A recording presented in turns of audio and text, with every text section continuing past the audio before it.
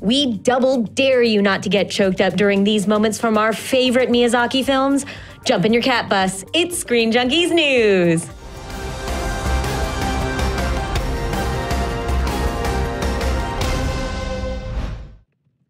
2017 marks the 20-year anniversary of masterpiece Princess Mononoke, and director Hayao Miyazaki has promised to come out of retirement for one last film. His body of work is known for not only being beautiful and whimsical, but also very deeply moving. Here to talk with me about some of our favorite ugly crime moments from all of his films is my neighbor Jotaro, Joestar. That's the best nickname I've ever had in my life. Thank you. I can fall asleep on your belly anytime. That's the nicest thing anyone has ever said to me. Yeah, so 20 years, Princess Mononoke, I almost said Princess Miyazaki. He would be the best princesses in any of his films. Yeah, these are movies where as soon as my siblings started having kids, these are the movies where you're just like on a timer to like, I just want to share. I just want these kids to be old enough to like get Spirited Away and not just to be like, what are these terrifying things that our uncle's making us watch? So yeah, I love these movies so much. And they're just movies you want to share with people. I feel like so often as movie fans and stuff, when you're like, have you seen it can come from like a snobby place or a place of wanting to feel superior. But with Miyazaki movies, it's always from a place of just genuinely wanting to share something you love with someone. They have so much heart. Yeah. They affect you so deeply. And you have a couple of moments. There's so many moments to choose from, but you have a couple of moments that you wanted to share in general that, you know, kind of take your breath away. Yeah, I think we both had a few. And, you know, obviously there's so much in these movies that this is more than any other group of films. This is one where people like watching the video or in the comments and go, you forgot this and you forgot that. Trust, I didn't forget any of them. I spent way too much time just like poring over my list. And so these are some special moments we wanted to talk about. Obviously, we want to hear from people in the comments, but yeah, these are ours. So my first one is from Princess Mononoke. And it's maybe a weird one, but it's when Ashitaka is leaving Lady Eboshi's compound with Mononoke, and he finally sort of lets the demon's curse that's in his body sort of take over his arm so that he can push this door that it took a dozen men to close.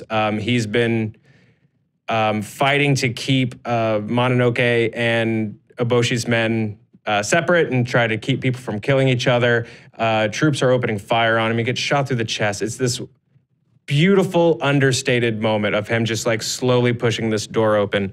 It's amazing. It's one of my favorite film moments. It makes you feel sort of quiet and sad, and because it's not the first time you see this movie. I've seen it so many times now. You sort of take it for granted, but this is not Ashitaka's movie necessarily. This is a movie called Princess Mononoke. So the first time you see that moment, is this his last heroic effort to rescue Mononoke and then he falls dead to the ground? I don't know. It's a wonderful moment. He's kind of like the Mad Max of the Fury Road of Princess Mononoke, right? He rolls through and he does his part in helping out with the struggle, but ultimately it is Princess Mononoke and the forest spirits that And, you know, in my house, I might catch a lot of heat for this online, but in my house, we have a rule. If it's live action, we watch it with subtitles. And if it's animated, we watch the dub, which is a nicer rule these days now that Funimation does such a great job with their dubs. But in the case of Princess Mononoke, I always love pointing out that Minnie Driver and Billy Crudup kills this role. He's so good as Ashitaka, just quiet and understated, and his voice just sounds beautiful. Yeah, you're gonna get a lot of flack for that in the comments. I know I will. Personal choice, not pushing it on you. Yeah. So it was so difficult, again, for me to whittle down the moments. But one moment that always stands out to me is in Nausicaa, the Valley of the Wind. Her introduction as a character, she's going through the poisonous, toxic jungle. Mm-hmm. She's got the breather on, and she's scavenging parts from a dead ohm, or the giant bugs. And the beautiful environment that she's walking through is so serene and tranquil, but deadly. And it's this feeling of solitude, and it really sets up her character as somebody who is at one with nature. There's a lot of themes about being at one with nature in that film, and it really sets her up as somebody set apart from others. And it was really cool in The Force Awakens seeing Rey's introduction as a character when she's scavenging from the giant Star Destroyer, and it's just the same feeling of solitude and an environment that humans aren't suited to. And she even has a costume that's reminiscent of Nausicaa. And I feel like it is such a deep homage. And so it was really cool to see that. And that is a moment that has always stuck with me, even though there's so many other bombastic and beautiful moments from that film. He's able to do so much with such minimal effort. That quiet, he tells you everything you really need to know about the world, about her, just with that simple scene. It's fantastic. And speaking of quiet solitude, this is a moment that was on both of our lists. Yep. So there's Spirited Away is one of my favorite movies of all time, and there's obviously a lot of emotional moments in that movie. Honestly, that whole movie is emotional for me. If you just name something, if you're just like lots of pieces of paper chasing someone, I'll probably just start crying. But I love that movie. And there's bigger emotional beats, like Chihiro remembering Haku's name in Free Fall. Obviously, that's a real big, waterworks moment. But one of my favorite simple moments in Spirited Away is Chihiro and No Face on their way to see Zeniba, just sitting quietly on the train together. There's a tension in a way, because obviously No Face has been eating people alive in the bathhouse, and Chihiro's already been through so much. Right, and at this moment, she doesn't know if she boards this train, she doesn't know if she's going to be able to come back and save her parents. So this, for her, I think, is the ultimate moment where she comes of age. It's really a coming of age film, and this is the moment, the decision she makes, I think, that shows that she has grown as a person. Yeah, she's going to step on this train with these elements that she doesn't trust, and it's just quiet and it's simple, and there's no dialogue. It's out, and the specters are sitting around them on the train. Something I love about again Miyazaki is just never really explaining anything to you. She's like, I don't know, here's these ghost specters.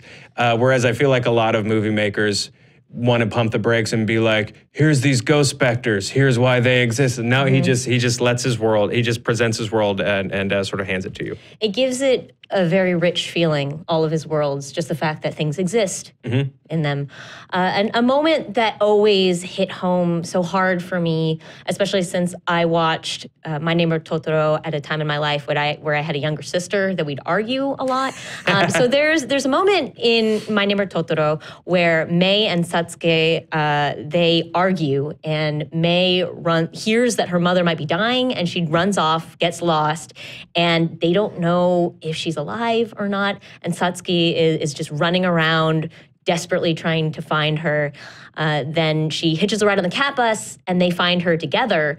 And for me, that moment of reunion is so powerful. Mei is just sitting alone and crying, and suddenly the catbus comes and saves the day, and that just, it gets me every single time. It's so beautiful. It got you now. Because even though Totoro is this whimsical adventure with this forest spirit, it really is at its heart a story about two sisters. And it's just the moment of them finding each other is so beautiful. Yeah, the catbus is the barbecue sauce to those chicken nuggets. It's the delivery system, or it might be the other way around.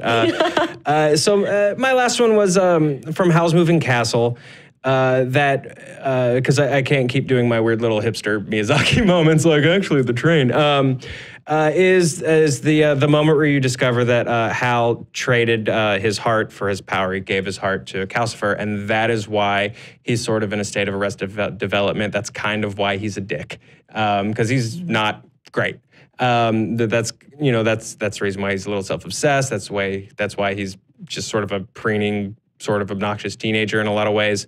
And that moment of realization with that's why, because he made this grand gesture and gave his heart away is just such a great moment. Because that movie too, I feel like is about two people that are interested in each other. Sort of, it's about a lot of other things. Shedding their individual baggage. To be together. Just kind of circling each other and seeing if they can sort of make this work. And I like that. Obviously, you know, it's a big anti-war movie, but also, you know, as someone who's been married for the better part of 10 years, you can also, like, there's something cool about, you know, those two kind of circling each other and sort of figuring this out. And can we sort of make this work? Can we make these pieces fit that I really like?